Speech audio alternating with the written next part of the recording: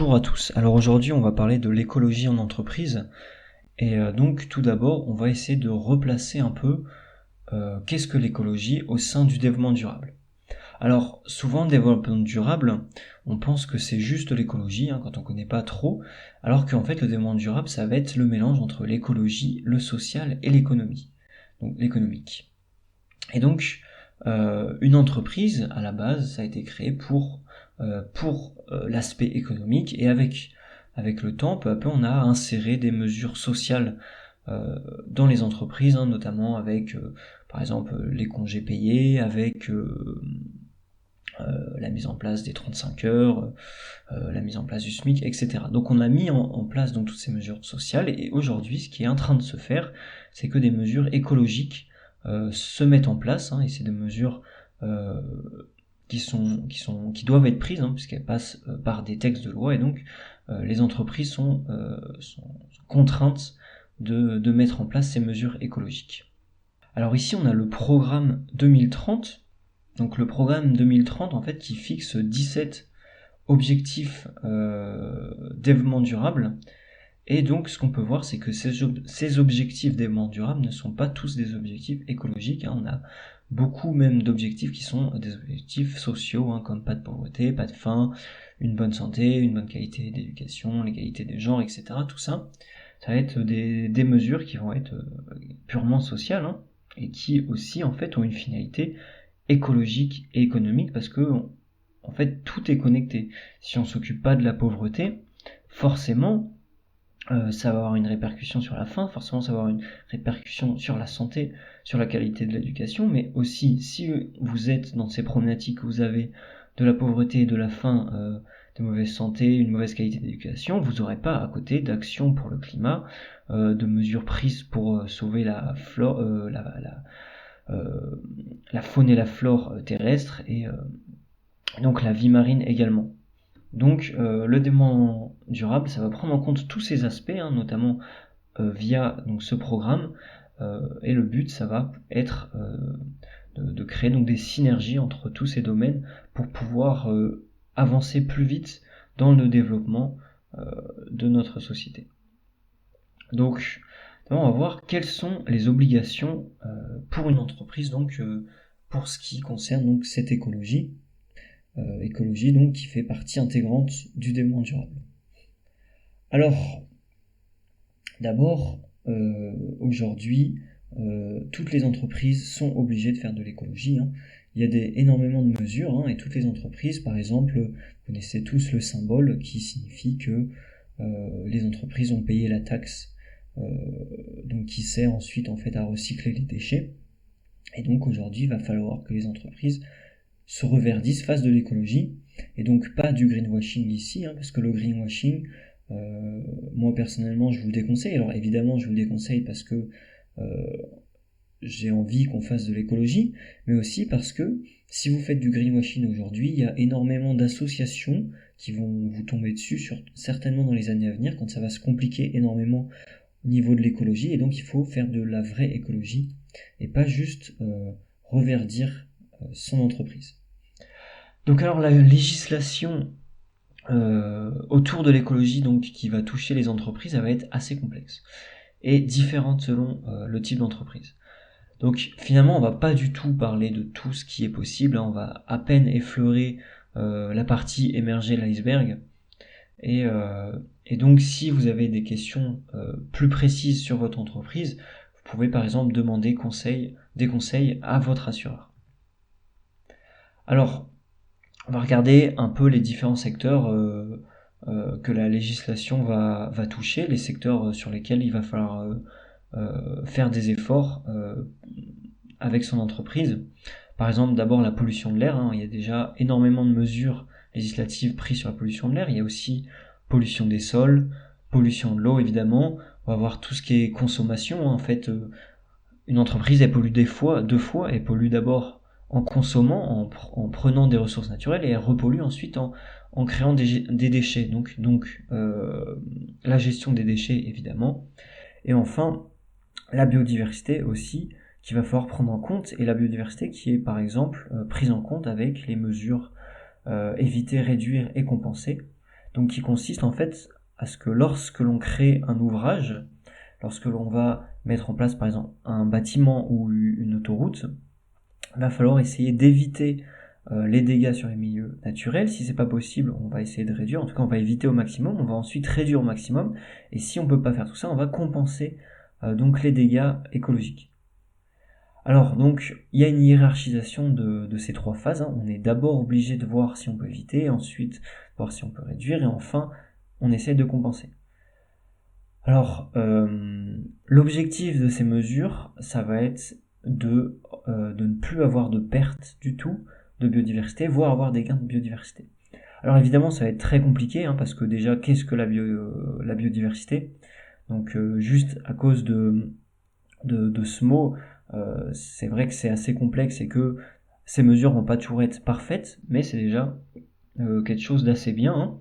Surtout que ces mesures elles vont être effectives pendant toute la durée de l'impact. C'est-à-dire que quand on va impacter avec une entreprise un milieu, il va pas juste falloir payer une fois et ensuite c'est fini, il va falloir continuer de financer donc des mesures pour réduire notre impact sur l'environnement. Alors aussi, ce qui va être intéressant, c'est que lorsqu'on endommage par exemple une zone humide, on va pas restaurer une forêt.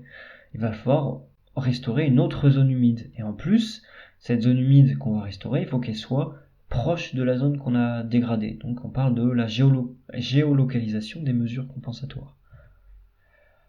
Et donc, si jamais on ne respecte pas toutes ces choses, donc éviter, réduire, compenser, on peut voir notre projet être refusé. Donc ça va vraiment être des mesures fortes.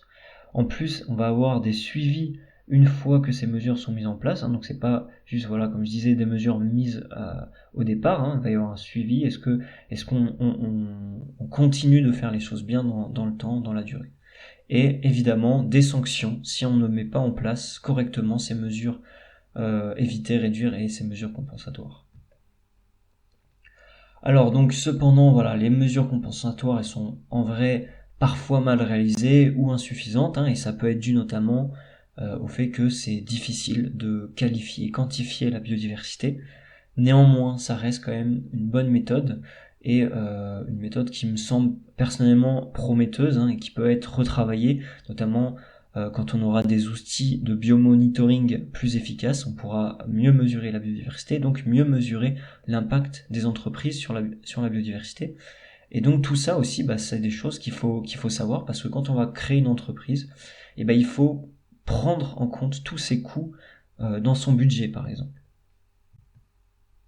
Alors le petit récapitulatif donc de ces mesures compensatoires, enfin de cette séquence ERC.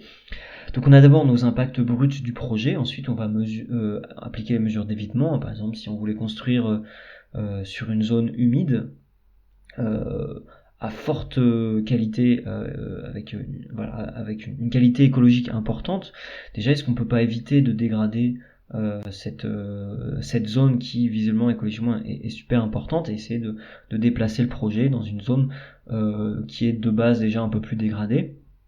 Ensuite, est-ce qu'on peut pas avoir un ouvrage qui va être par exemple moins polluant, ou alors avoir un ouvrage, je sais pas, par exemple si on construit dans une zone humide, peut-être mettre sur pilotis, voilà, construire avec du bois plutôt que certains matériaux qui peuvent donc se retrouver ensuite dans la zone humide et donc venir polluer cette dernière. Et enfin, on va compenser les impacts résiduels, donc les impacts qui restent. Donc on va compenser en restaurant par exemple, ou en entretenant des zones humides qui sont proches de la zone humide qu'on a dégradée. Donc voilà, donc ces mesures compensatoires, c'est déjà très très contraignant. Alors moi je suis content qu'il y ait ça, mais je comprends que pour une entreprise, par rapport à avant où il n'y avait rien, il y a tout ça à prendre en compte. Donc ça paraît énorme. Mais est-ce que c'est vraiment tout ce qu'il y aura demain, à quoi s'attendre?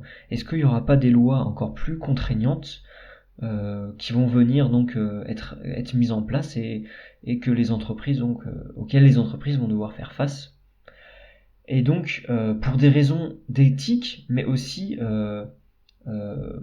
pour un peu être un peu visionnaire entre guillemets, et donc prendre les devants, il peut être très intéressant de voir plus loin que juste les lois actuelles et donc mettre au plus haut son engagement écologique et donc en fait dès maintenant mettre en place les bons gestes entre guillemets, donc mettre en place les bonnes chaînes de production, les bonnes méthodes, pour que quand les lois vont arriver, en fait, il y ait pas de course contre la montre pour au plus vite revoir toute la manière de produire de l'entreprise, etc. Et donc, qu'est-ce qui peut être mis en place en termes de mesures écologiques dans l'entreprise pour réduire au maximum son impact, voire même sur certains secteurs, pourquoi pas avoir une impact positif, hein. Par exemple avec la mise en place de certains projets comme l'entretien de zones naturelles. Alors il y a énormément de projets qui sont possibles, hein.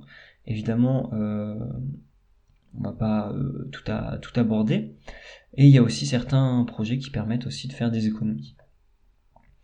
Alors, on a par exemple la stratégie des 4 R. Alors, vous connaissez peut-être la stratégie des 3 R, hein, en fait, qui est une stratégie zéro déchet, hein, avec refuser, réutiliser et ensuite réparer. Donc là, en fait, ça va être la même chose, mais un peu revu pour les entreprises. Alors d'abord, on va voir tout ce qui est réduire, donc réduire la consommation des ressources, qu'il s'agisse de matières premières, d'eau et d'énergie. On va avoir le remplacement de nos ressources renouvelables par des ressources renouvelables. On va avoir la réutilisation des matières premières qui peuvent être réutilisées. Voilà. Donc tout ça, c'est effectivement des choses qui vont nous permettre de faire des gains, d'économiser de l'argent. Alors, remplacement de renouvelables par non renouvelables, ça peut, oui, si de renouvelable par non renouvelable, ça peut être intéressant pour l'entreprise parce que le non renouvelable va devenir de plus en plus cher, forcément, puisqu'il va se raréfier. Et donc, c'est intéressant de dès maintenant commencer à voir comment on peut remplacer son non renouvelable par du renouvelable pour faire des économies dans le futur, euh, quand il sera peut-être plus difficile de s'imposer sur ces secteurs-là. Et enfin, donc voilà, recycler. Donc alors, c'est pas forcément l'entreprise qui s'en charge, hein, mais en tout cas, il va falloir mettre en place tout ça, hein. Et de toute manière, la législation va souvent très bien encadrer tout ce qui est recyclage, mais vous pouvez aussi voir plus loin et donc recycler des choses un peu plus exotiques qui sont pas forcément recyclées euh, par exemple toutes les entreprises qui vont s'occuper donc du recyclage dans votre secteur. Alors sur quels éléments jouer pour faire de l'écologie dans son entreprise? Alors d'abord, il va y avoir les matières premières, évidemment. On va avoir tout ce qui va être procédé de fabrication. On va avoir les équipements et les infrastructures de l'entreprise. Et aussi, ce qu'il ne faut pas oublier, c'est le comportement de ses travailleurs. On va pouvoir former les salariés, par exemple, aux petits gestes pour réduire son impact sur l'environnement, sur l'écosystème, etc.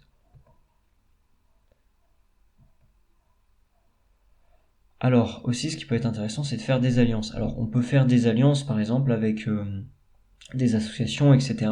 Alors pour faire, on va dire, du greenwashing, mais pas juste de surface, hein. Ça va être vraiment, par exemple, faire appel à des associations ou des bureaux d'études qui vont donc inspecter l'état écologique des milieux, des zones naturelles que possède l'entreprise, hein. Si l'entreprise possède par exemple des surfaces boisées ou une prairie, voilà, autour de ces locaux, et ben on peut par exemple mettre en place des suivis écologiques, etc., publier ces suivis écologiques. Voilà, ça permet de gagner en image, mais en même temps, voilà, de protéger la biodiversité.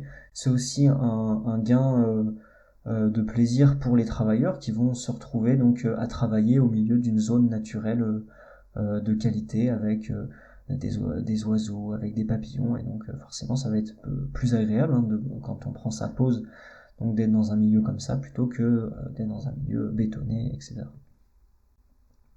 Alors aussi, ce qui va être intéressant, c'est que toutes les entreprises, elles vont avoir des entrants, elles vont avoir des sortants, et si vous faites des partenariats avec des entreprises dont certains de leurs sortants sont des entrants à vous, vous allez pouvoir faire des gains monstrueux sur le prix de ces entrants.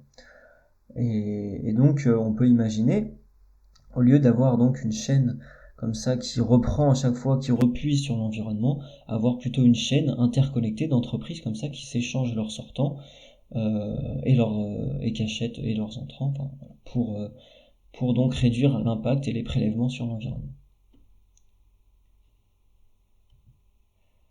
Donc merci de votre attention. Donc c'était une très courte introduction à l'écologie en entreprise. Si vous voulez, il y a les sources dans la description, donc pour aller plus loin, hein, il y a des documents, des très gros documents. Donc j'avoue que je n'ai pas lu, que j'ai pas lu en intégrité pour certains. Il y a par exemple un gros document là de 300 pages sur les mesures compensatoires, sur éviter, réduire, compenser, hein, donc une grosse étude qui a été menée sur ces mesures. Et donc si ça vous intéresse, si vous voulez approfondir ce sujet-là, vous pouvez regarder donc ces sources. Donc merci de votre attention et à très bientôt.